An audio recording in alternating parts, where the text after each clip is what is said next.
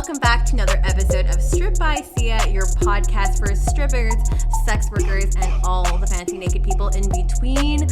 I am your host, Steph Sia, aka or formerly known as Kimchi on the stage, a digital content creator, a naked person, and the host of the show. So I don't know what to call myself anymore, but that is me. I am a former exotic dancer based in Vancouver, Canada.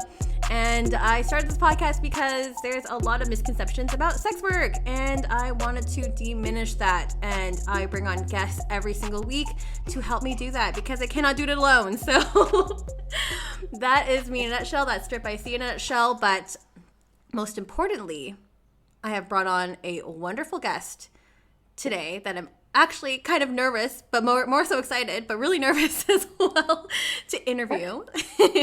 So, with the help of Jordan Kensley, I reached out to Madame Nova Caine, who's on the show today, to unleash everything about the term exotic, gentrification, all the shit that's in the mainstream right now, where that all originated from, the history of sex work. Did I miss anything? I'm sure there's going to be a lot more we're going to get into. But say hello. Hi. Hi, everyone. It's Madame Nova Caine, CEO of Nova Caine Dances. And I'm here to speak some truth. Yes, speak some truth. I am so excited to get started on this. It's going to be a super packed episode. So stay tuned for the whole thing. So, because you have got some things to say. Do I? Yes. But let's just get started. Just because I don't know if everyone is aware of who you are and your significance, but a few things I know from you. You have 13 plus years in sex work, specifically, I think, stripping. As you said, you're CEO of Nova Caine Dances, LLC. You sit on the board as a board member at the International Pole Industry Association. And there's a lot of talk about sex work advocacy. So did you want to speak a little bit about that? Where did you get started? What are your origins? I started very young in the sex work industry.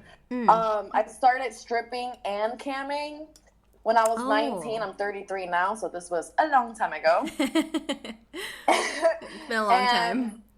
It's been over a decade. On and off, I joined the military. I've gone to school. I have worked for multi-million-dollar companies, but I always had to come back to stripping because of my disability. I have a fractured hip that I endured when I was training for the Army. Oh, okay. Yeah. Let's talk about that. Okay, so I was 19 stripping. The economy went to shit. Mm-hmm. Thanks, Bush Junior. Administration, yeah. Yeah. So I went from being a body piercer that was making a shit ton of money weekly to nothing at all. I mean, nobody wanted to get body piercings anymore. Barely any tattoos. Everybody was losing their homes. Kind of like right now. Yeah. Round 2. So, yeah. And it's so crazy because that's what people did before everybody went to sex work. Mm-hmm. And today, it wasn't OnlyFans. It was just like campsites and this and that and that. Yeah. But now it's everybody went to OnlyFans. Yes. Or Patreon or this or that, you know? Yeah, all those fan sites.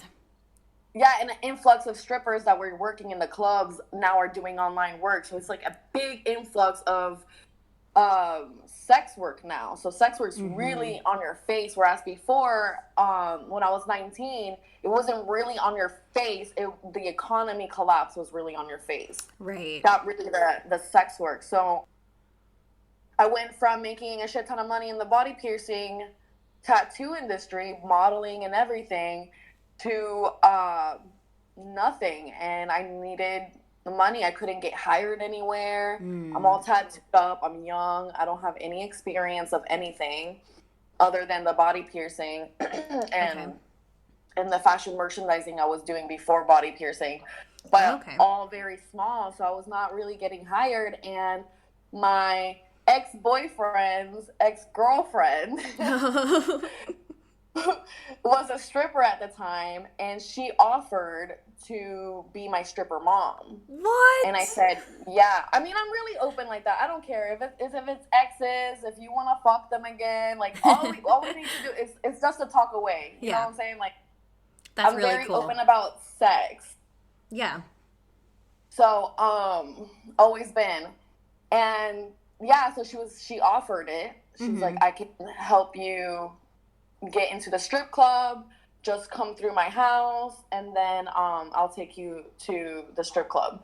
That's really cool. So I went over there, and she treated me like I was going to prom. That's awesome. It was literally the cutest thing ever. She did my hair. She was a white girl too. Oh shit! She did my hair and this curly afro, and she's like, just, straightened it a little bit. So my dumbass was like, okay, because I'm very rocker chick, tribalic. Like, I'm very tribal style. I'm from Puerto Rico, but I'm very into my bruja, taína, African side. So I always dress different, even for my own people. Right. You know, because not every Puerto Rican is brujo, you know? Right. But I grew up like that.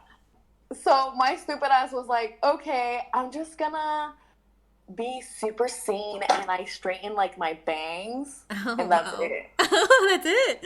Oh, damn. That's it. I love it. My bangs. I had a bunch of fucking piercings, all these tattoos, a big ass fro, and my bangs were not like bangs to my forehead. They were like down to past my neck. Oh, so what? I thought I looked so cool.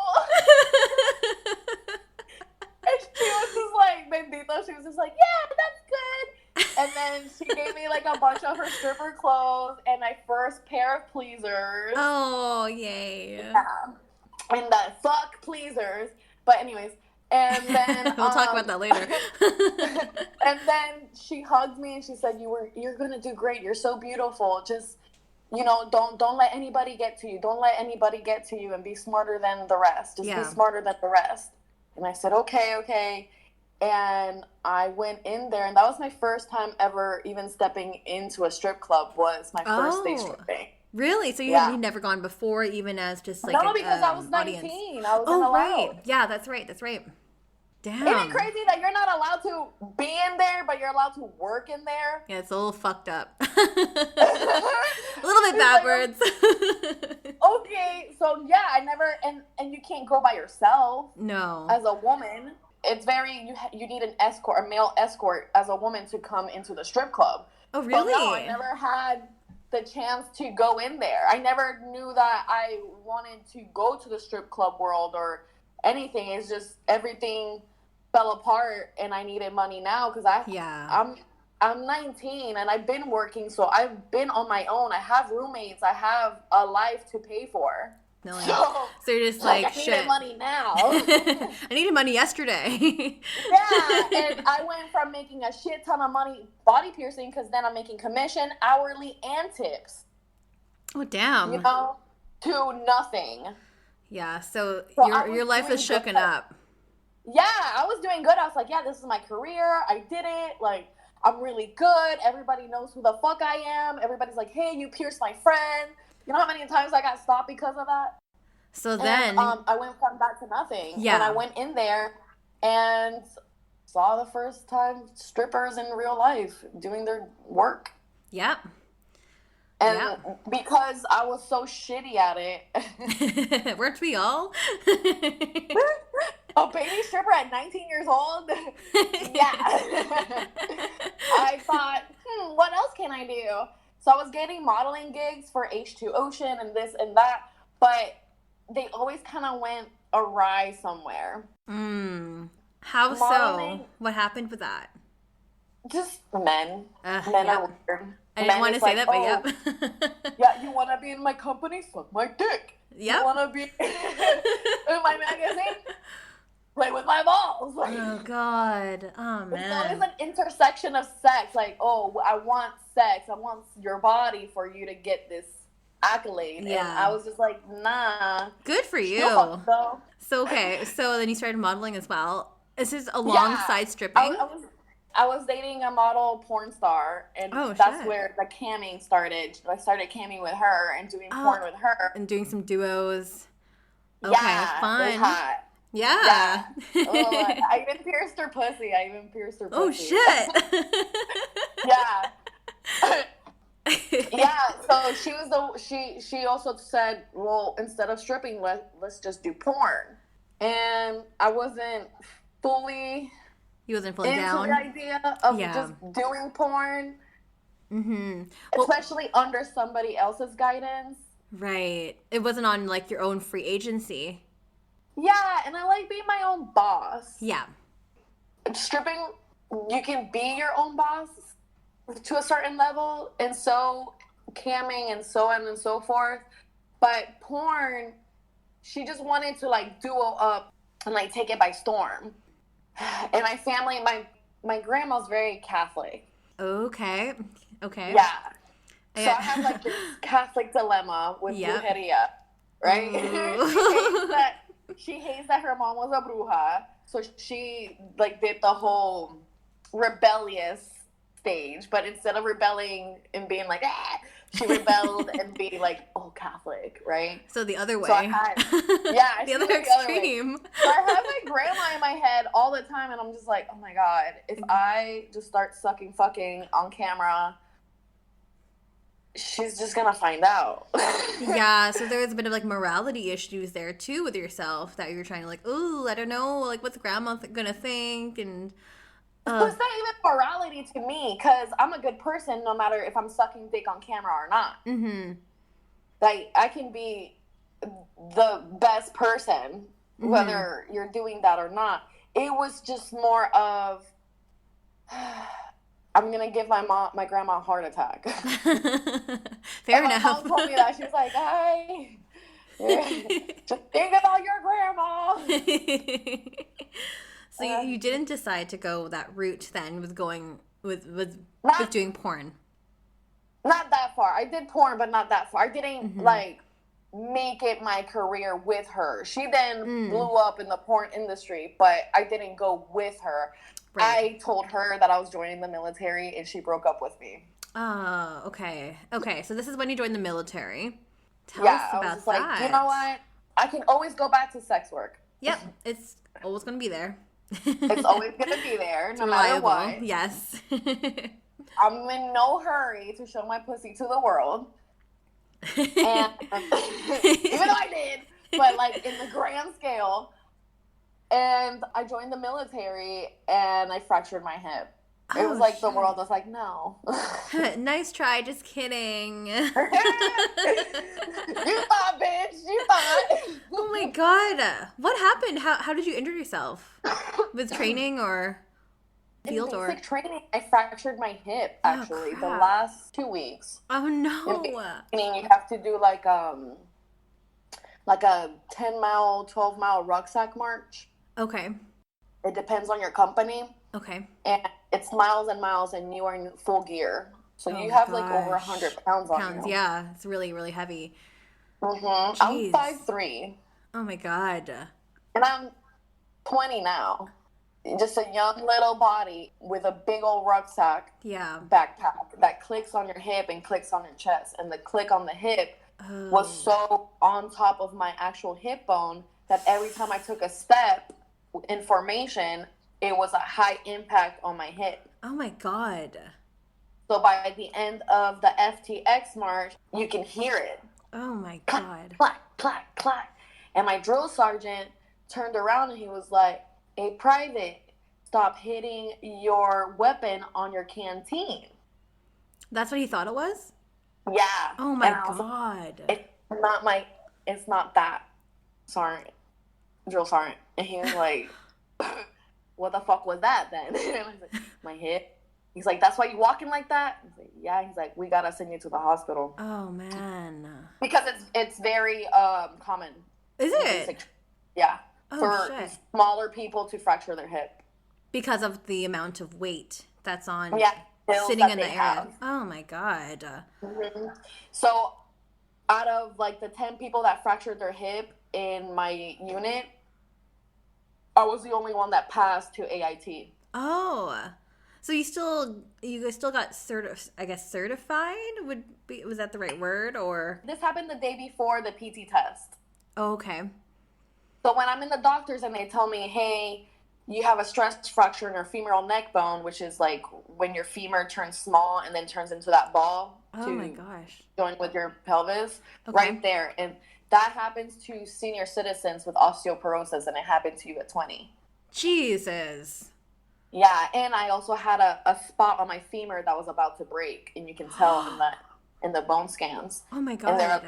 How I found out, I was going to the bathroom. I was walking to the bathroom, and right when I almost got to the stall, a nurse came in the bathroom, and she's like, you better here. And she had like crutches. Oh my gosh. And she's like, you cannot step on that foot no more. We just got your results. Go to the bathroom, come out. You're going straight to the doctors. Oh my God. So that news obviously must have been devastating for you. Yeah, I cried. I said, just give me all the painkillers you can. I cannot stay in basic training. If you don't pass basic training, you stay there for months, because then you have to get, your paperwork has to be taken out. And that takes, it took me a year. Oh my gosh. To get up. So I could have been stuck in basic training for a whole last year. Oh my God. I was like, nah, please don't do this to me. To the doctor, I was like, please. And I begged and I cried, and he was like, fine. I can't believe that actually worked. I just said, all I said was like, I have PT training tomorrow. I have PT test tomorrow. Just call them at 9 and tell them. That's all I'm asking. I'm not telling you to keep it a secret. I'm just saying, don't tell anybody till 9 in the morning tomorrow. Yeah. So he said, yeah. He actually obliged. Yeah. I'm surprised he actually obliged. Yeah, I was like, oh my God, really? And I fucking went back, and I went back, and they're like, oh, are you okay? I was like, yeah, I'm okay, bitch. The next morning, I did the PT test. You have to run 2 miles in less than 19 minutes. Oh my God. I had to do like over 50 push-ups. I'm over so tired thinking about this. Sit-ups in 2 minutes. And I did all this with a freshly fractured hip. And then you passed. I passed. Yes! I passed. I don't know how you did that. I lunged myself to the grass. I'm amazed that you were able to endure that. And then I'm literally crying, marching all the way to the barracks, because I know that my drill sergeants are going to get this call, and then I'm going to get fucked, right? Yeah. And for shit, I get to the barracks with everybody else, and they're like, where is private? Da-da-da-da-da. Yeah. And I was like, I'm here. And it was the female sergeant, which is the worst one. Female drill sergeants are like, they're scary. She fucking ripped me apart. But she couldn't touch me because I have the profile now. Like, once you get hurt, they give you a profile. Really? Yeah, they give you like a paper that says you can't do this, you can't do that. So mine said, no boots, soft shoe. She can't stand for more than 5 minutes. She can't sit. Oh my God. Like, holy shit. So pretty much I can't be stationary. Yeah. Because it's too much pressure? High impact. Oh yeah. And then I can't stay walking because it's too much impact, and I can't stay sitting because it's too much impact. I have to like always move. And I was like that for 2 weeks. Oh my gosh. And they were all mad at me because they couldn't touch me, but I passed PT. Mm-hmm. So I am in the Army. You know, they gave me my beret. Yes. Instead of a soft cap, I did the ceremony. Did the whole thing. And then they gave me 30 days off because of my hip before I went to AIT. Okay. What's AIT again? AIT is where you train for your job now. So basic training is to even get in the military, to see if your body can withstand touring overseas. Right. And killing people and all that stuff. Like, I got to kill is what I always say. and then AIT is where you go to learn your skill that you picked before basic training. Gotcha. Okay. Mm-hmm. So and then I passed that. Then I got to my station. Okay. Wow. So you had quite a career. Mm-hmm. What did you end up doing then? Logistics. Okay. Okay. How long were you in the military for? I only did 3 years because I was attached to an infantry unit. Mm-hmm. So we were 9 miles a day, like shit like that. It was 2 miles, 9-minute runs. Ooh. Yeah, so fun. they wanted you to go hard, and then every other day was muscle failure. So I would have to like literally get wasted before PT to be able to be numb enough to run it. Because if you don't run it, then you get told that you have the little heart syndrome and go to the doctor. You know, they don't care. Like they don't know. You know, they see my medical records, but so many people are trying to lie about it. Like, oh, yeah, I'm hurt. I mean, they're not. They just don't want to do PT and whatever. Okay. Or they don't want to deploy. They kind of make fun of you if you can't do the things that you're supposed to be doing. And I'm a bad bitch, so I was like, nah, I'll just drink. And you got through it. It worked. Yeah, but I fucked my hip even more. Oh, my gosh. So this injury just keeps getting worse and worse and worse. Yeah, until finally I went to a doctor 3 months before deploying, and he was like, you can't go over there. We'll medevac you back. Wow. You are fucked. Yeah. Look at your hip. Look at how you're walking. I'm walking like a penguin now. Oh, my God. Every step is like just life is completely, imagine, I would compare it to having contractions 24/7. I cannot imagine that. I can't imagine the pain that you were in. Just sounds awful. Ugh. So I gotta put you out.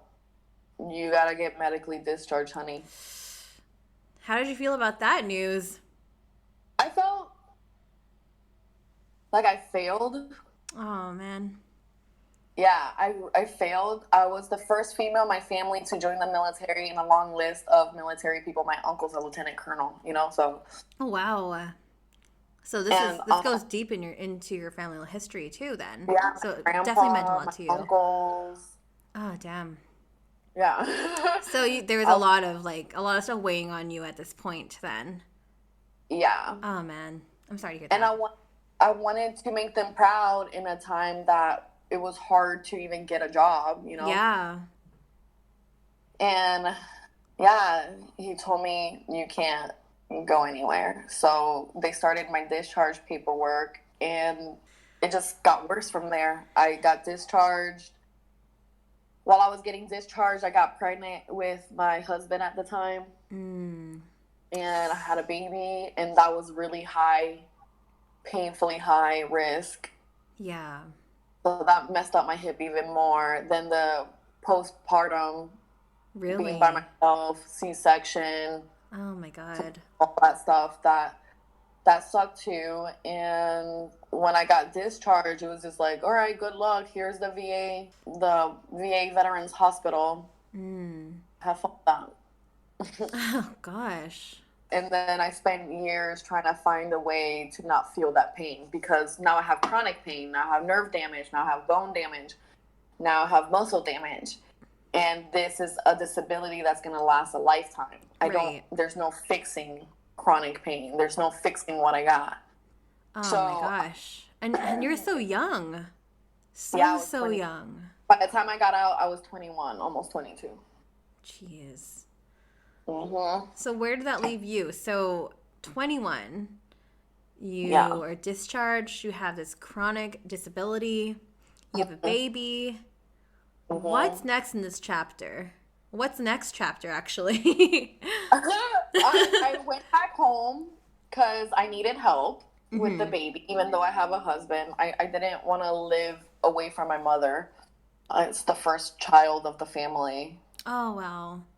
Yeah, it's very important. I'm the firstborn, so. Oh, so even more, yeah. more pressure and excitement and. Yeah, I was doing the housewife thing. Mm-hmm. That's when the pole industry kind of started. Okay. So it's a segue into pole. Okay. Yeah, so even when I first started stripping, I had heard about pole fitness studios coming up. Right. So at 19, the pole fitness craze started. At 21, it was like in its, still young years. Yeah, still in infancy is what I'm trying to say. Yeah. And my friend was like, "Hey, come to pole class." I'm like, "No, bitch, I'm a limpy. I have no strength like I used to before. I used to be an athlete. Yeah. So I have no strength." And she was like, nah, this will build it. So I went to the class and whatever, I sucked. But my husband at the time really wanted me to get skinny again, so he bought me a pole. Oh, wow. He's a dick. Still a dick. No. A dick move. Yeah, I'm like, wow, okay. Like, thanks, honey. Yeah, I actually lost weight. I went vegan. I was breastfeeding. I was doing the pole thing. And then I realized that the pole thing was kind of acting like a cane, like physical therapy. And I got to walk on air, so nothing was high impact. Right. I got to do the things that I was able to do before when I was an athletic person, but on a pole. Right. Like I've seen stripper sisters do when I was 19, but on a pole. I got to stretch, so I saw that it was actually helping me. Yeah, for sure.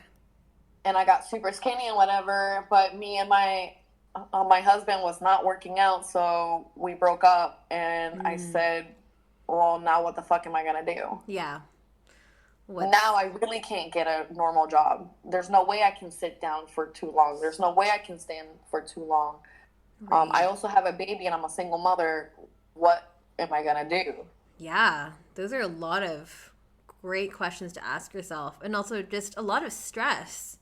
Mm-hmm. Stress, emotion, everything. Like, so many layers there. Yeah, so I used my GI Bill to go to school. Mm-hmm. Use your GI Bill, you get paid as well. Okay. Yeah, so I was doing that. I was also stripping. Okay, so you went back to the club then at this point? Yeah. Okay, yeah. Okay. But fuck it, I already know what it is. I know what's up. I need money. I'm skinny now. I got mommy titties, but I can work it. I was doing good. I was doing better than not working. Yeah, for sure. So I used my disability, which was shape back then, disability pay, GI Bill, the stripping, and because I got so good with the stripping and the pole dancing, then I got hired as a pole instructor. Okay. This is all coming together now. Interesting. But I was the stripper pole instructor, and they didn't like that shit. Oh, tell us about that. So that's where the advocacy comes from. Yes, I was going to say. Yeah, it was just kind of like, oh, don't hire Nova Caine because she's a stripper. And she's a homewrecker. And oh my God. She's a thief. And her classes ain't shit. They're not worth it. What? Yeah, all these pole instructors saying this shit. But if my classes are not worth it, why they pack? Why do I have to double up my poles? Why do I have to? Why are my workshops selling out and yours aren't? Mic drop. And when I dance, you hide your man's fucking eyes. And at first, I didn't out myself because obviously the stigma of it. Mm-hmm. So much stigma. And I wanted to work, and I already heard y'all talking shit about strippers, so why would I say I'm a stripper? Yeah, exactly. And I always said, like, you don't know who the fuck you're talking to with these students. You don't know anybody's background, and y'all talking that shit, and you probably have a few sex workers up in here. It's a pole studio. Yeah. I hope that there would be some like actual strippers employed at the studio. No, it was just me. It was a few students. It was just me. It was just me. Man. It was just me. Oh my I was no whore. That's when the advocacy came out. I was like, where the... it started on Facebook because Instagram wasn't that big, and it was like 15 seconds. Oh, yeah. Back then. Remember? Yes, back in the day. So I would write all these like lengthy posts on Facebook about, life as a disabled veteran and life as coming from being a military person back to the civilian world where you have completely changed, but the world hasn't. Yeah. And before I outed myself, I joined a pole championship. Okay. That didn't allow strippers. That did allow strippers? Didn't. They explicitly said no strippers are allowed? Like, what the fuck? Yeah, they even took somebody's medal away because of it. What? Yeah. That's so fucked up. Yeah. Oh, Jesus. Okay. Oh, man. So I said, how can I start this advocacy? How can I out myself in the best way for my brothers and sisters? Yeah. And I said, I'm going to join this fucking dramatic level. Okay. Yeah. Because what they're saying is, oh, well, strippers only twerk. All right. They just put us in a box, but all right. Yeah, they can only do this. There's no way they can be creative and artistic and soulful and la la la la la. So I was just like, all right, this is what I'm gonna do. I'm gonna do this fucking championship. I'm gonna win it. Yeah. And then I'm gonna out myself. Right. And that's exactly what I did. Nice. I went there. I freestyled because I can't do choreography. If I repeat shit over and over again, it hurts my hip. Oh, okay. So you freestyled it and you won it. I won it. Oh my I was God. the highest score of the night, too. Yes. And it was a dramatic level. It was about the military and my husband. Oh, wow. It's hard to love somebody that's going through chronic pain. So you were able to tell your story through this piece. I think I told my story as much as I could in that show. And I mean, I had this old man come up to me in tears and he like saluted me. He's like, I never thought that I would be crying a pole dancing competition. Wow. That's awesome. You done did that, girl. I'm like, oh. So what happened after? So you won the competition, you fucking slayed it, and then you outed yourself. How did you out yourself? Yeah, I got the video and I posted it on Facebook and I was like, this is what a stripper can do. This is my life. This is my art. This is my connection to walking in less pain. Like, who are you to tell me as somebody that sacrificed their life for you that I can now be a consenting adult and dance the way I do? What was the response to that? Y'all applauded me when I was training to kill people. You just don't applaud me when I show my tits to people. Yeah. Yeah. The runner of the competition really started hating me, and I went from having different studios hired me to people firing me, asking for their keys back. Really? Just because they found out that you were a stripper? Yeah. That is fucked. Back in the day, and still now, it's like, if you're a stripper, you're a whore. Yeah. You're a homewrecker. You're a thief. Right? Hustlers shows that. Yeah. E-Valley shows that. So, and this is just recent, but in the mainstream, we're demonized. We're villainized. We are bad people. Why would you take your clothes off for money? Why would you fucking go to a strip club and watch somebody take off their clothes for money if it's so fucking bad? Right? Preach. Preach to your fucking dad, grandpa, uncle, cousin, brother, sister. Preach to them people that are giving me money for doing this if it's so bad. If it's so bad, they're doing bad too. Yeah, because they're contributing. So why is only one side villainized? And the other one, like, it's fine. It's normalized. Completely ignored. Yeah. Nobody ever talks about it. Who talks about strip club patrons except for strippers? It's true.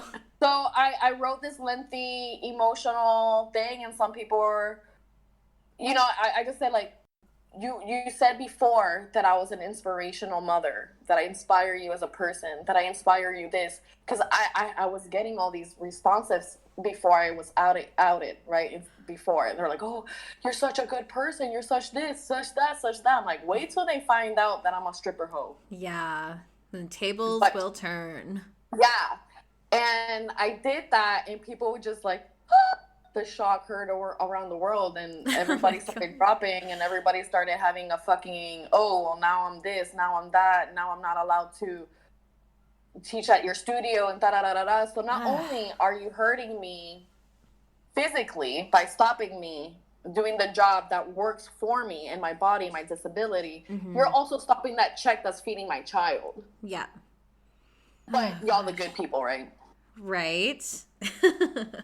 And at this time, lyrical was it. Lyrical, if you were a lyrical artist, you were traveling the fucking world. Wow. You were doing this, you were doing that. And then the only exotic people teaching were like the skinny white girls, Alicia, Sarah Jade, and so on and so forth. You know what I'm saying? Yeah, yeah.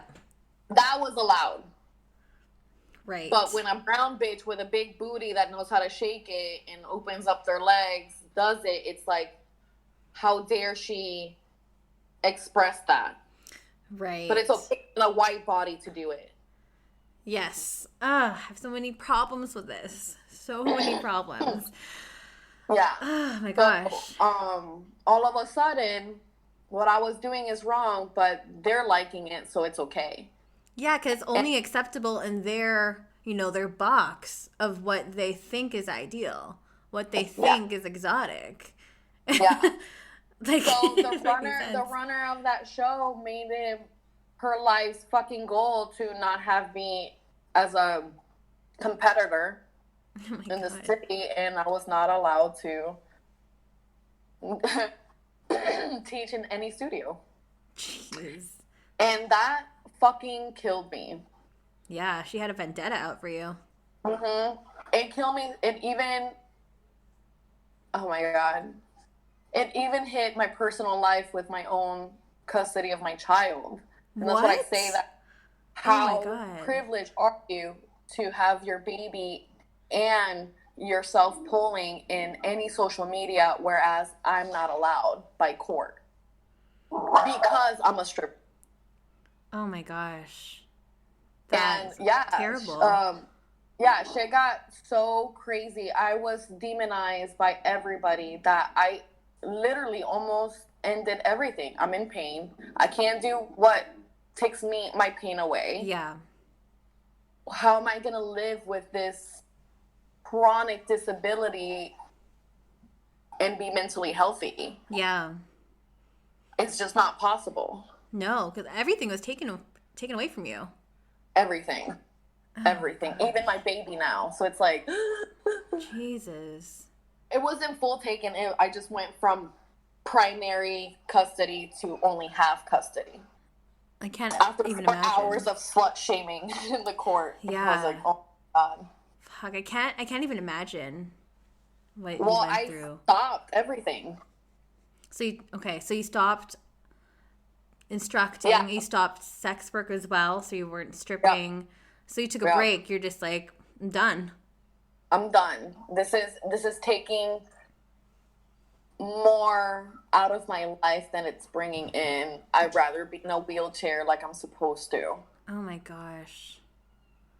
With this time off, what were you doing, or how were you processing, like, what was going through your mind at this time? That I have to be a normal person, quote unquote, for me to survive. Survival instincts now, it's to become a housewife, it's to become, to dress accordingly, to do my hair accordingly, to have a job that is deemed feminine but not slutty. Right. So I went to school again. Okay. But seeing as I can't sit or stand for too long, I was always going to the emergency room with a swollen hip and whatever. Thankfully, I met my husband now, then. Okay. and he helps me out a lot. I don't think I would have been where I'm at right now if it wasn't for the support. I would probably be a homeless veteran. I would probably have been a statistic if it wasn't for him. Oh my gosh. And he helped me out. He bathed me. He fed me. He took me to physical therapy. He took me to school. All while still being in the Navy. He's a military person as well. Wow. Yeah, I like military men because civilian men can't handle me. Oh my God, it's too good. Yeah, if it wasn't for his help and his guidance and his help with my daughter, I don't know, because everybody else was turning their back on me. He was the only one that wasn't. Yeah, you needed that support. I know who you are. Yeah, you definitely need that. I'm so glad that you had that pillar of support there when you needed it the most to help you get back on your feet. Yeah. And then the custody thing took him away from me because he's military, so now he has to, move. Right. Yeah. And it was just not, the court said no. You cannot move with your kid somewhere else because the father is over here and we're not going to take the kid away from the father. Because obviously they can't give him primary because they can't take your kid for being a whore, but they can lower your rights. Oh, man. So he left, I stayed, and I had to survival sex work again. Right. So here we go again. This is kind of like your third round, I guess, or your third return. No, it's really cool just seeing the evolution here. It's really interesting. This time around, I'm like, okay, I'm older. I had my titties done in my 2-year break. I'm good. I'm bigger. I haven't worked out this whole entire time. I've been limping. Like, I've been doing all this shit, but I'm so much wiser now. I understand my body. I went through physical therapy. Yes. I got myself walking again. I understand how the pole works for me and how it doesn't work for me. Mm-hmm. And I said, fuck it, I'm going to strip again. And I told my mom, now I'm living with my mom after living on my own. I'm living with my mom. I said, Mom, I'm going to strip again. I always say this story. Before I left my first night, she grabs me. She's like, if you're going to strip, be the stripper in the posters. I was like, okay, I know it. She just wanted to be the best of the best. If you're going to be a fucking stripper, be the best stripper you can be. Yeah, that's great advice. Yeah, be the powerful one. There we go. And I went and stripped, and I ended up being in the posters, and I ended up being... Yes. A sponsored athlete from the strip club. I was getting paid to perform. I was getting sponsored to do this. I was trying to unite the pole industry and the strip club industry together. Right. So the industry could see the talent that they miss when they don't work the strip club. Yeah, when they exclude these groups of people. Yeah, if you're going to have these competitions that are like, oh, exotic this, exotic that, but ain't nobody exotic up in there. Yeah. If there's exotic dancers in there, then what are you really winning? Totally. You have to include, the people that originated this form of dance. And master it for money. Yeah. If you're going to use the word exotic dancer, where have you exotic dance? Mm-hmm. A studio, honey? No. That's not exotic dancing. We all fucking know. Yeah, that's all polished down, made shiny. It's not the same. I took over my strip club. I was that bitch. I united people. I was controversial. I was brown. They didn't like that shit. I went through racial things because even though I'm light-skinned, I'm still Afrocentric. Mm-hmm. I have to either straighten my hair or wear a wig this whole entire time for me to make money. The second I have curls, it's people just don't, I'm invisible. Nobody looks at me. Gosh. But the second I straighten my hair, wear a wig, all of a sudden, oh my God, you're gorgeous. You're the most beautiful thing I've ever seen. What are you? What are you? Oh, I hate that what are you question. Yeah. I hate that. And I can't even say I'm Puerto Rican. That's not fetishizy enough. I always like, oh yeah, I'm Brazilian and French. Right. Or like, you know, like you're Colombian and this and that, you know? Yeah. Right, I got it. I had to explain why my body looked like this next to other bodies. Yeah. You know? Oh, gosh. And why my features on my face look like this, even though I have this body. So Brazilian to me was like, oh, they're known for big butts and beautiful bodies.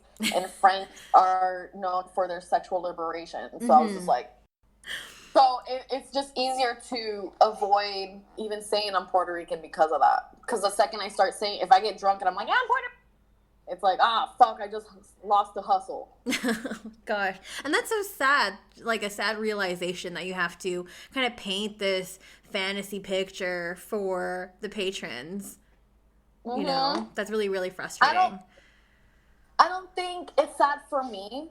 At first, as a baby stripper, you take everybody's story in. I cut the cord, bitch. I don't care.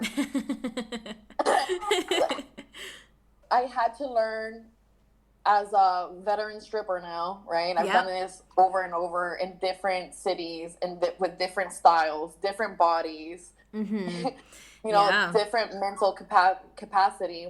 And this time around, it was just like, I don't care about their stories enough to hurt me right there and then. Right. Because if somebody tells you something and you like go, you're bringing it into your energy, and I don't want to do that. Just like a psychologist or a therapist, they don't take your trauma in, they listen to it. And then because they're not in, they're thinking outside the box, and they're able to give you advice that actually works. And I always thought like that. It's like, I cannot take it in. This is not my pain. I have enough pain. Yes. Now I know where to go from here to help you as a person needing a service from me. That's a really interesting way of putting it. And I kind of like it that way too, as well. I feel like that can really help your hustle. Yeah, I mean, I see stripping as humanitarian work if you do it the way that helps people. And it's not just like, you come in there, get your money, da-da-da. And every single way is good. Yeah. The way that I did was best for me. Whereas I come in there not only to heal myself, because dancing is my physical therapy. This is why I'm stripping. Is because it's the only job I can do for the least amount of time for the most amount of money. Yep. And I'm doing physical therapy, and they don't even know it because they don't know what my life. So I came in there manifesting healing for myself and a career, because I'm a bruja, and in my family we dance to manifest. We voice to manifest. We don't have to do this little I knew da da da da. Yeah. I don't need that. No, this is really interesting. Yeah, so dance to me and my family is very spiritual. Interesting. And yes, that's directly with your lineage. Dance training or anything like that. What y'all see is just bruja training. That's amazing. That's super cool. Yeah, I always saw, like, I have this help with healing.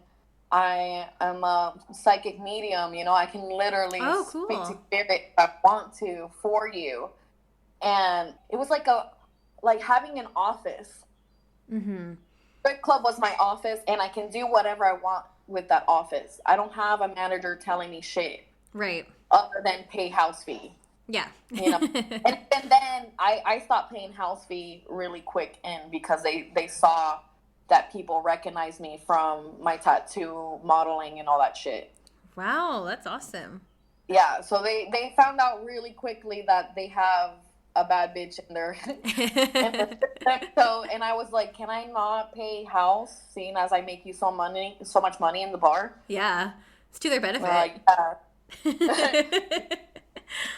Okay, I want to quickly go into as well, because there's still so many topics I want to unpack here. I'm like, oh my god, we've almost been recording for an hour. I just love your story and the whole evolution that you had with that. It's so in depth, it's so deep. but I also want to bring light to the origins and the history of exotic pole as well, because I remember seeing one of your live Instagram chats with, I think it was Jordan Kensley, and I saw another one that you had with Bam as well. So I know you touched on this a little bit. So if you have time to speak a little bit and share with the audience, a little bit on the history of exotic pole, the term exotic, all that. Yes, ma'am. Remember when I did that 2-year break? I wasn't online. I wasn't on Facebook. I wasn't on Instagram. I literally just like deleted everything, and people just thought I disappeared. Yeah. You just disconnected. I can't explain nobody. Like, I had gone viral and everything. Like, people knew who the fuck I was, and all of a sudden it's like, dude, nothing. In those 2 years that I was gone, I guess the term Russian exotic popped up. And so when I came back, remember, I'm like, only lyrical is good. Only lyrical is good. Yes. And then I come back and everybody's a fake whore on Instagram. Like, whoa. Yeah, like, what happened here? What did I miss? Wait a minute. This whole ass city shunned me, put a fucking scarlet letter on my shoulder and told me, no way, whore. And now they're up there popping pussy to music about how much money it takes to open your legs. What the fuck is that?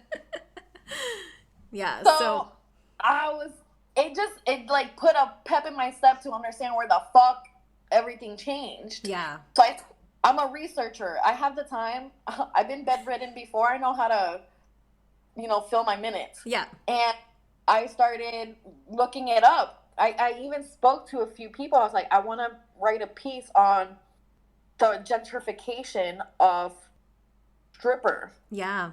In the pole industry. Yes. And that's literally the answers that I got, is the yes, we want to hear it. So I started looking it up. Okay. And when you look up exotic dance, it just comes out a lot, like exotic dancer dead, or exotic dancer shot somebody, or exotic dancer. Oh, it's like all negative press or negative stigma, assumptions, labels, all that shit. But every time they put an exotic dancer, they mean stripper. Mm-hmm. They don't mean Russian exotic dancer. That's another topic. They say if it's an exotic, because that's what they #Russian exotic. So if the news is talking about that, they're not gonna call them exotic dancers. They're gonna call them pole dancers. Okay. So I started just looking up different pole dancer. What comes out when I put pole dancer? White female bodies. Cool. Yes. Okay. What happens when I look up exotic dance? Exotic dancer. Okay, a bunch of strippers. Mm-hmm. Now, what does it come out when I look up erotic dancing? And that's when I got the jackpot. Okay. Interesting. So I ran through this text that talks about exotic dance and erotic dance from the 18th century to the 20th century. Okay. Tell us about that.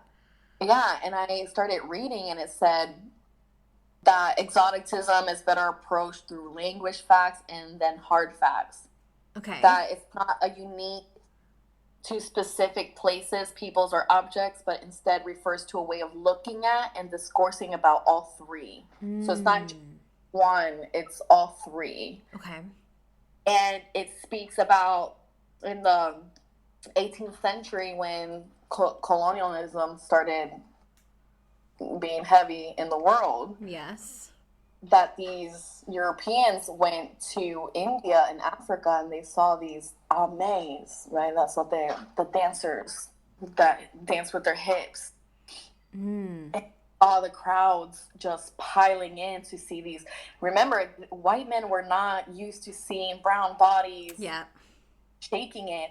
They that's new to them. Yeah. This is all new information for them. Okay.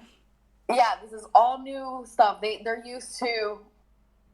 They're females. They're not used to this culture. This is different. Yeah. Okay. When they saw that their people were just in barrels coming in, like, whoa, whoa. And they saw the first coins being thrown at the Almays. Mm-hmm. They went, cha-ching, we can monetize this. Right.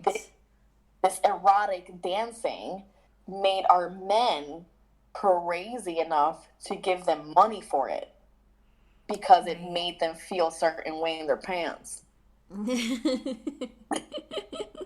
instead, like a good old capitalist, they were like, so how can we monetize this? How can we make some money? How can we sell this? How can we bring more white people over here to colonize? Right. In this thing, it said they went from being Almays and erotic dancers, they went, oh, let's pitch it as exotic dancing. Because now, look at these exotic women doing exotic dances in exotic lands. Oh my gosh. Come here. It's like a marketing tool, basically.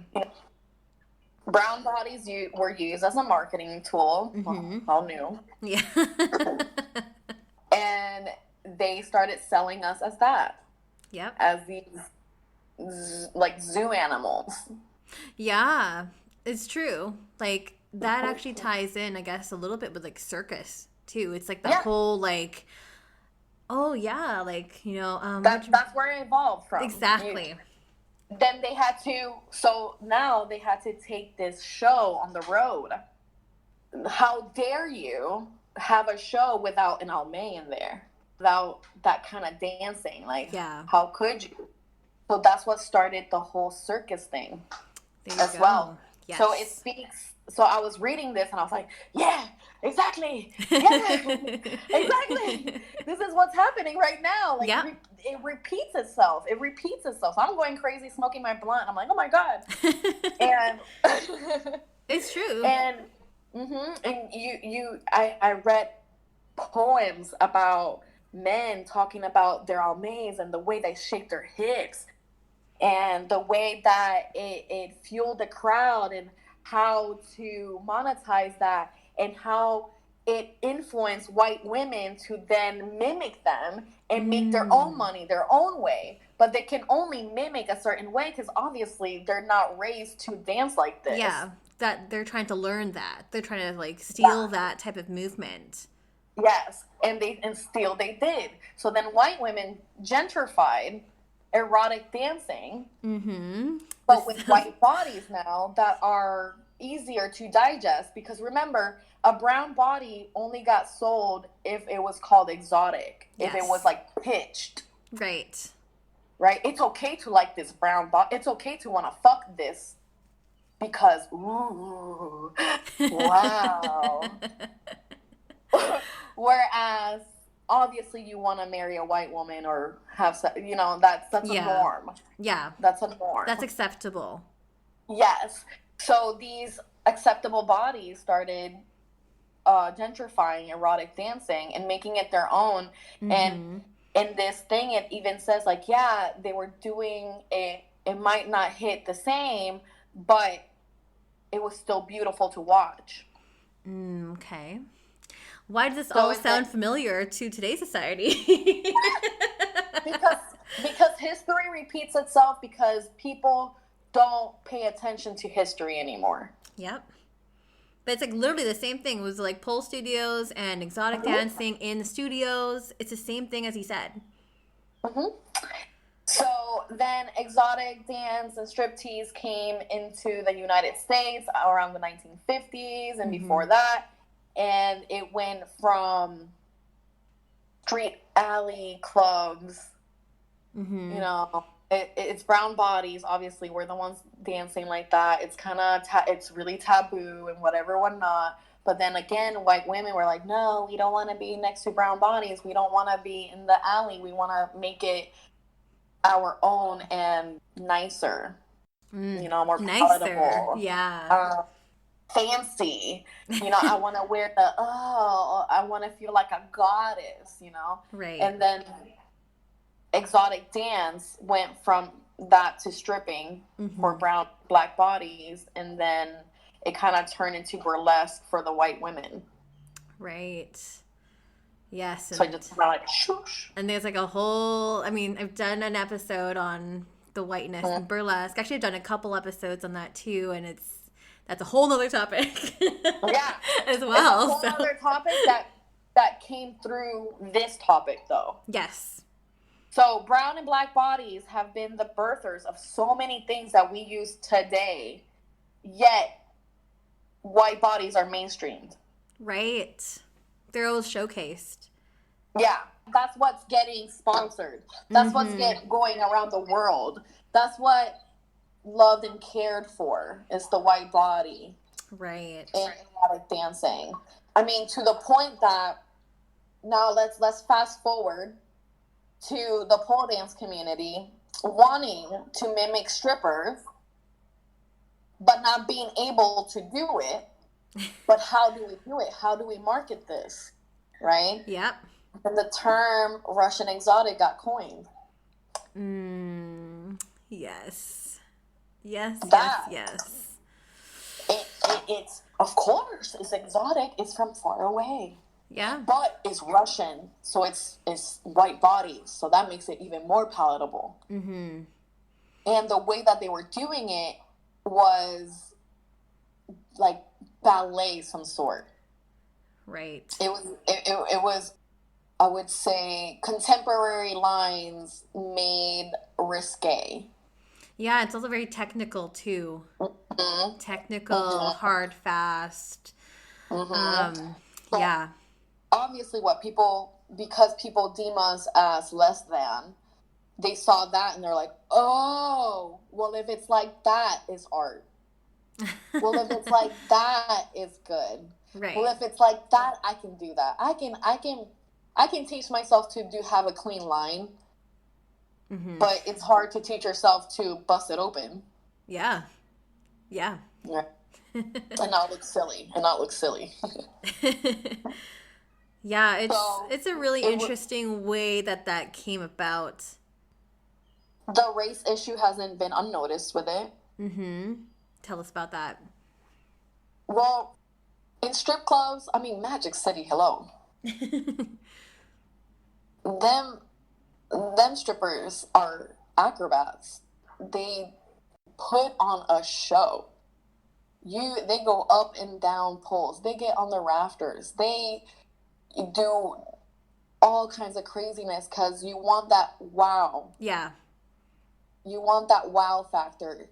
It's not clean lines. These ladies are making thousands. I'm making thousands of money, not having clean lines, but having this clear vision of who I am as a stripper. So we can all do the same tricks, but the essence of it is different. Like heel clocking. People knew Nova Caine was on stage, not because the DJ said, hey, Nova Caine's on stage, just because of my heel clocking and the way it sounded and the rhythm I did. You knew who the fuck was on stage. Right. And I wasn't the only heel clacker. Mm-hmm. You just know because the essence is what makes you you. Right. That creative, the hair, the makeup, the way you move your hips, the way you interact with your customer. Yeah. All that stuff changes. So these Magic City strippers were amazing. They did all these acrobatic shit and whatever. And but it's deemed unprofessional. It's deemed not artistic. It's deemed da-da-da-da-da. Right. It's everything but. It's everything but white. Right. So we cannot do it like that. So how can we do it? Oh, this is easier to do. It's always that. It's always like, oh, well, this is easier to do than mimicking a black woman. I see. Okay. Which is problematic, though. Highly problematic. Yeah, it's shitty. It makes you feel like no matter what you do, even if you're the first, even if you're the master of it, even if you're one of the best, it doesn't matter because we don't celebrate black excellence. We celebrate white mediocrity. Right. I will slap that. Well said. Even though they invented that type of movement, but okay. Yeah. Oh, it's ghetto for us. It's ratchet for us to have the long nails, the hair, crazy hair, our tattoos, our fucking big hoops, our gold teeth. All that shit is not deemed acceptable until a white person body does it. Yeah, it's a very, very cleansed approach. Then, so you have Russian exotic being broadcasted everywhere. And now you have the problem of people calling themselves exotic dancer. That's why I said they gentrified the word exotic dancer. Yes. Oh, man. It's and a vicious that cycle. led to gentrifying stripping, too. Yes. Because now people are like, oh, I'm a stripper. It's like a ripple effect, but in a really bad way. Yeah. And then the real exotic dancers, the real strippers, I can't teach exotic dance. How it's laid today. I could never teach Russian exotic or exotic dance in the pole industry as it is laid out today. But I have fucking 13 years of exotic dance experience. How the fuck does that work? Like, doesn't make any sense. Like, they should be begging for you to be teaching and sharing that style and educating. They do now. Yeah. If I name my class any kind of exotic, they will be expecting something that is not what I'm going to teach. It's not you. Because I read this thing and I was like, all right. Obviously, in the end, they said, so exotic dancing and erotic dancing are the same. It's just one is the coined word to sell. Whereas what they really were and always will be is erotic dancers. So when I LLC Nova Caine Dances, I made sure to say this is an erotic dance studio. Right, the correct labeling. But you know what happens when people hear something that they've never really done before or heard before, they want to do it too. And all these fucking, erotic classes, erotic this, erotic that. So now they started taking it because they think they're exotic dancers. Right, which is a really, really big confusion. I feel like it's just happened. It's so rampant today. With the studios and everything, right? They take a class or two and they're like, oh, now I can teach this. And it's like, no, don't teach that. Not only are you not teaching it correctly or doing it correctly or have any kind of knowledge to be able to teach, you're also putting your students in danger because you're glamorizing something that's not to be glamorized. Right. Like if you're definitely not by you, bitch. No. And if you're already like spreading or teaching the wrong type of movement, it's just a trickle effect after that. I quickly want to go into mislabeling in terms of the pleasers controversy. We quickly go into that because I think by the time this is actually released, it won't be a thing anymore. But I'll bring it up then. Let's bring it up right now. So I'm on my fucking Facebook. I stopped following pole dancers on my LLC page.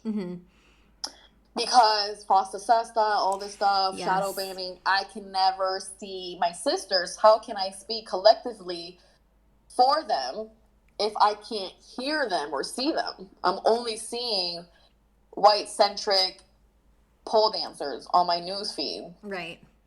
I told everybody, I was like, don't take it personally, but if I'm going to be an advocate, I need to hear them. I'm not in the clubs anymore because of Corona. Right. So I have, where's the locker room talk? Where's the one-on-one talk? Where's the, this happened to me, Nova Caine, what can I do about it talk? I don't have that no more. So I unfollowed everybody that wasn't a stripper or outed stripper. And I started seeing stories that I haven't been able to see because obviously shadow banning. Right. Yeah. That's a whole nother topic. So Gutter Punk and then April Hayes posted on their stories, oh, what the fuck is up with pole fitness catalog? That's weird. Yeah. They're like, well, that's fucking weird. That's stupid. These are stripper shoes. Yeah. And then And then they asked for somebody to buy some shoes. Because they're like, oh, it's getting discontinued because I guess they're getting rid of their old stuff that's not selling anymore and trying to categorize it like pole fitness, so the pole fitness people buy. Okay. And they're like, well, before they discontinue these old stripper shoes, buy this for us. And that shit pissed me the fuck off. Yep. And you went off. After all of this shit, y'all gonna pleasers? My first fucking stripper horseshoes were pleasers, and they were in the fucking pole fitness category. That was it. That was like the it part. Like I went through pleasers, and I saw my first stripper shoes, and my stripper mom died. Oh my gosh! Right? She's dead. She was found suffocated with her bath curtain. Oh my god. And the cops didn't do shit about it. They just deemed it a suicide. Fuck. Oh my god. That's horrible. When I saw pole fitness shoe and that shoe itself, my stripper mom gave me, who is now dead, it just like triggered me. Yeah. Yeah, for sure. And I got on my story and I went off on pleasers and I just said that it's an erasure of the most marginalized, the first people stepping on your shoes to the concrete are Black trans sex workers, are sex workers, are strippers, are all of this for 30 fucking years. Yeah. And now in 2020, you want to market to the white body. Yeah, like sex workers made their business. Exactly. Right? Literally, the house that they live in, the paper they wipe their ass in, guess who fucking paid for it? Yeah. So it's like a complete disservice, basically. Yeah. And I just had posted about pleasure dying. This stripper, this 19-year-old stripper, and she was found dead in a service road. Oh my god. With her stripper clothes on. Oh my god. She was drunk in the club. They kicked her out. Didn't offer a safe ride home. And she ended up 5 miles away from the strip club in a service road, and a car hit her. Oh my god. So in my head, not only do I have my dead stripper mother, I also have this picture of this young woman in stripper shoes and people daring to call us names while wearing stripper shoes and whore clothes with privilege in a studio. And how dare they claim pole fitness shoes? How dare they fucking do that? Yeah. And how dare pleaser erase the very people that made them. And then your post went viral. I was looking like shit, man. It's always when I look like shit that people love to fucking hear my goddamn.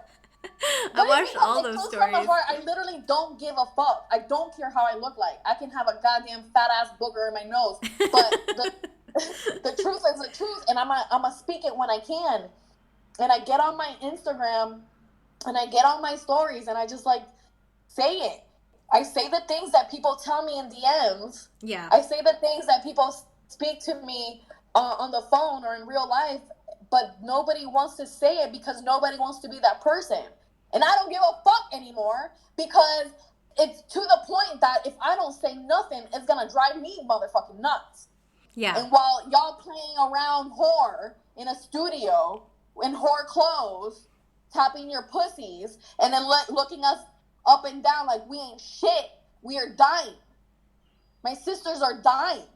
Yeah. I cannot just stop.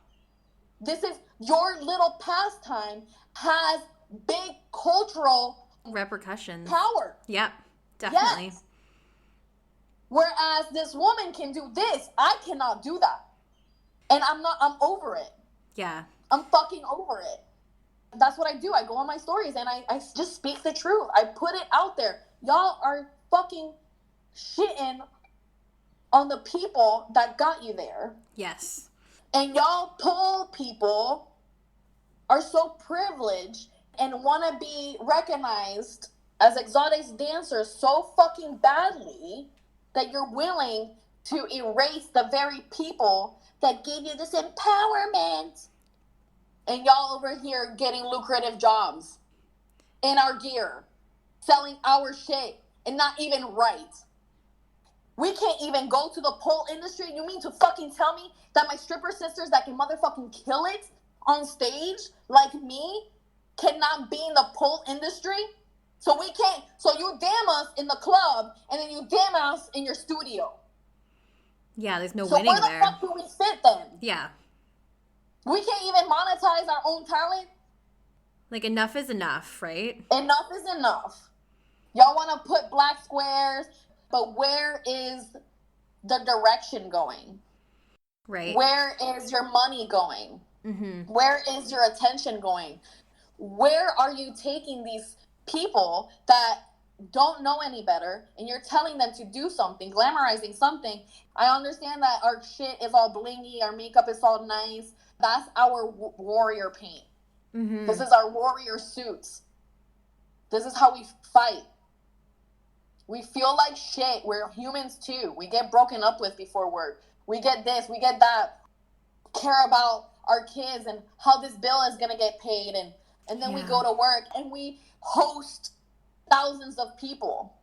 We're bringing all these young girls, hustlers too, in P-Valley too. There was an influx of young strippers coming in the strip club, not knowing what the fuck they were getting themselves into. Because they think, oh, the worst thing that can happen is I'm not making money. No, honey, the worst thing that can happen is a lot more than that. Yeah.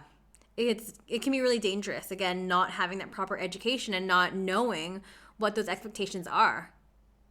And then thinking just because you do a fucking trick that you're going to make money. Ain't nobody care if you do a trick. Yeah, no one cares about the tricks. No, it's the way you do it. Yes. It's the way you sell. It's your sales pitch with that trick. Mm-hmm. It's not pole tricks. It was hustling tricks. Yeah. That's what makes your money. What I'm saying? That's what makes your money. And I changed my hustling game for my audience. I changed my technique. Yeah. I changed everything for my audience because I am a stripper for myself, but I'm a stripper for them too. Of course. I'm doing the shit that I only like. I'm not going to make money. So why the fuck am I in there? Yeah. You have to pivot. You have to pivot. You have to, like, see who's in the audience. You know, it's different every day. Right? You cannot be the same stripper you are on a weekend that you are on a weekday. Yeah. You can't be the same stripper you are in this club than you are in that club. There's no one size fits all. Exactly. And everything is a lesson plan. Mm-hmm. That's what I'm saying. That's why I'm so passionate. It's like, stop the glamorizing. Mm-hmm. Stop the selling of something that you are not of knowledge of, because you are putting people in danger. And not only are you putting them in danger, it's your hands too. Mm-hmm. You're putting your mental state in danger, because I promise you, when you hear that one of your students has died, it will forever change you. Yeah. I've put so many people in the strip club, and I've seen them change throughout the years, good and bad, until I finally had enough bad experiences where it's like, yo, stripping changes you. Yeah. It will show you, it will magnify who you really are. Nobody knows you like that except for yourself. So who the fuck am I going to tell you that you're okay for stripping? So I don't mentor baby strippers that are outside of the club. I mentor people that are in the club already. Yeah. So how dare they tell people what it is when they've never been there? Totally. And if they have been there, what's your accolades? For how long? How much money did you make? What did you do? Yeah, we definitely have to take that into account. That's not shitting on survival sex workers that don't make a lot of money in the club. It's just, who the fuck are you if you don't master this to tell somebody else how to do it? Right. When you yourself couldn't even make a living off of it. I really like this quote that I heard from you from one of your lives, and I just kind of want to end on this note, and then we'll move over to questions that came from the listeners. So you said, and I quote you, "Nobody wants to be compared to a stripper, but everyone wants to take that culture." I think that sums up the episode perfectly. Well, let's move on to Q&A. I feel like I can certainly keep talking to you about this for like another hour for sure. I feel the passion and I feel the anger, and I can totally understand that you are just sick of it. And I know a lot of other people in the industry as well are just sick of this shit. So thank you so much for bringing all those points to the forefront, and hopefully the audience can learn a thing or two. So but I hope so. I do. There are just a couple questions that just came in from the audience here. So, what is your best line when talking to clients at the club? Okay, this is how I open because my name is Nova Caine, right? They're used to like candies and Candy or Roxy and fucking, you know, those names, and then comes Nova Caine with a black sleeve, fucking crazy hair, and big old titties that twerk. Yeah. I go, "Hi, honey, my name is Nova Caine. For your pain, do you have any?" I always open up like that, like, "Hi, my name is Nova Caine. For your pain, do you have any, honey?" I love that. And then that's fun. "Oh, your name's Nova Caine. That's funny." And so if you make a joke out of it, yeah, that's a good approach. I like that. Yeah, always make them laugh. I am that person that will make you laugh and give you a boner. I'm a whole entertainment. You're a whole package. I love it. Yeah. And I look good. I guess this person's been following you for a bit, but they want to ask, how is your hip doing now, and how is the pain? How are you managing that? Once Corona started, my pain level went up. Obviously, I'm not doing physical therapy 16 hours a week now. I can try to do physical therapy on my own, but it's not the same when you have the endorphins of people watching you. Mm-hmm, yeah, it's different. It's not quite the same. Yeah. I feed off energy. You know, again, I'm a manifester. I use energy to make spells. I don't have to bring all these things. I just use people's energy to make myself stronger. And when I don't have that, it was a lot harder. I can't train for 8 hours on my own. That's pretty impossible. Right. No. So my pain just went up. I had to find another way to do physical therapy that wasn't pull, because it was actually hurting me more. Oh, gosh. No matter what I did. So I went into another form of fitness. Oh, okay. Mm-hmm. So now I cross-train with my other fitness thing.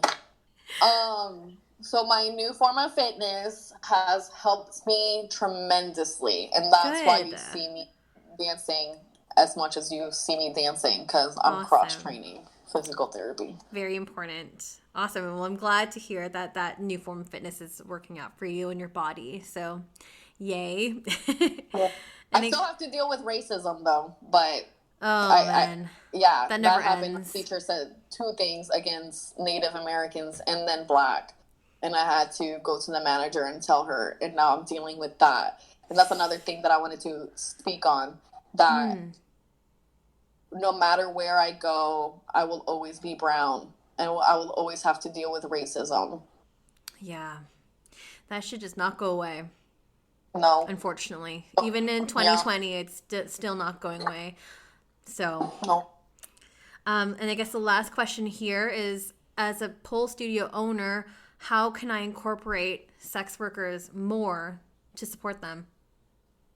The fuck? Sponsor us. Yeah. Give us, like, go to the club and be like, yo, I have a pole studio. Listen to us. Hire us for workshops. Hire us for symposiums. If you are a pole business company, why the fuck don't you have a sponsored stripper on your line? You know, why are you not I've seen this a lot where I go to somebody's website or Instagram page and it's very whitewashed, light skin, skinny.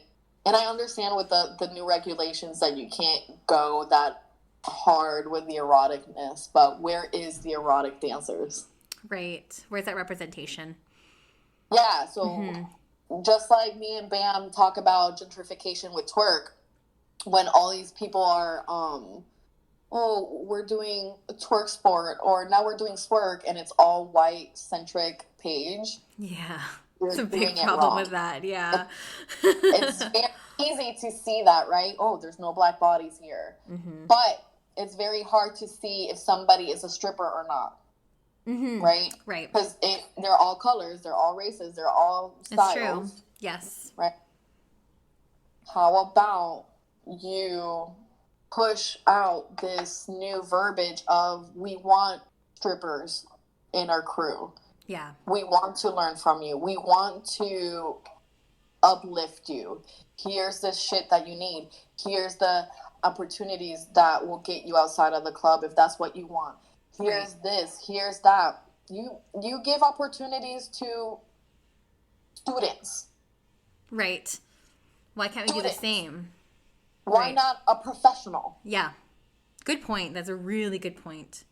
Just unfortunate that we're not afforded the same opportunities as some of our other counterparts, right? So I want to be inspired by my sisters. Yes. I want to look up to my sisters. I just want to see my sisters win. Yeah. Because if one wins, we all win. Totally. But it shouldn't just be one winning. It should be all of us. We are the masters of this. You want to learn the real thing? You want to teach the real thing? Hire the real thing. Amen. I love that. Thank you for that. And it's a really good way to end the episode too. But before I let you go, where can we find you? On Instagram at Nova Caine Dances _LLC. My website debuting hopefully very, very soon. I'm taking my time because I really care about this. Yeah. This is coming from the heart. This is not like a get rich quick scheme. This is, for me, my life online and my heart and where I want to lead my sisters. Right. So NovaCaineDances.com will be debuting really soon, where you can see a list of stripper-owned businesses that you can start.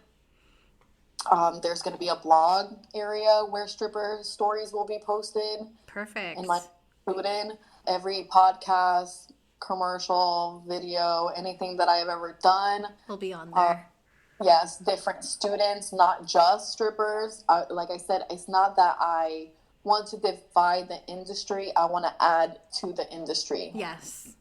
I have a stripper ally, a white stripper ally that has been helping me. Okay, cool. She's also part of my Nova Caine Dancers crew. Okay, cool. So you'll be able to learn from different avenues and however you want. My website is yours to do as you please. Awesome. My whole thing is, I don't want to be famous. I want to be historic. Big difference. And you already are historic. You're so significant in this industry. So, like, again, I thank you so much. Thank you, Madame Nova Caine, for coming on the show today. Really, really do appreciate it. I appreciate y'all asking me stuff now. Hopefully everyone has had a chance to learn something about, so go give her a follow, go peep her website once that is up, and don't forget, new episodes every single Sunday. It's Strip by Sia on Instagram or my personal. Just at me, it's Sia Steph, and we'll catch you guys in for another episode next week. Bye. Bye.